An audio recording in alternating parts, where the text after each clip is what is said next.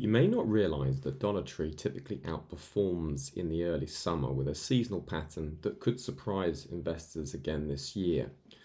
Following the company's high-profile exit from Family Dollar ahead of earnings on Wednesday, the 4th of June, let's just take a look at the data.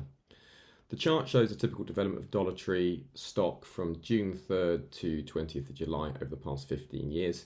So it's got an 80% winning trade percentage, an average return of 3%, annualized return 25.80%, cumulative profit steadily higher, maximum gain over 16.63%. There have been some rather hefty losses of over 10% here in 2024 and 2017. So Dollar Tree recently announced it's going to offload its Family Dollar stores for just $1 billion, nearly a decade after acquiring the chain for $9 billion. So this transaction is expected to close this quarter, cutting Dollar Tree's store count in half, and does really end this costly and underwhelming expansion attempt. However, this clean break could allow Dollar Tree to focus on its core offering at a time when macroeconomic headwinds, rising credit delinquencies, weakening job growth, and sticky inflation can prompt consumers to trade down. So if the US economy continues to show signs of a slowdown, Dollar Tree could benefit as a defensive play within the consumer discretionary sector. So earnings are due out on June 4th.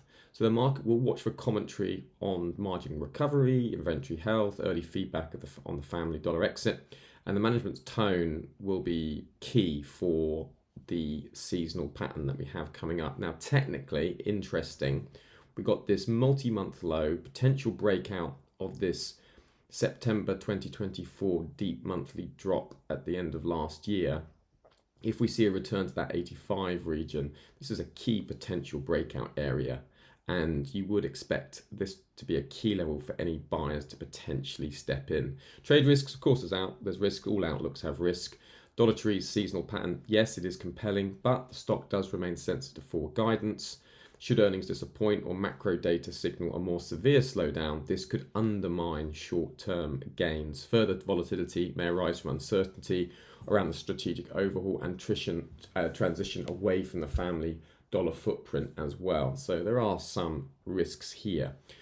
You can use Seasonax for your professional handling of market-moving events. Remember, don't just trade it. Seasonax it. You could also use Seasonax if you want to analyze peers like Dollar General or Costco, and you can compare seasonal windows and macro resilience.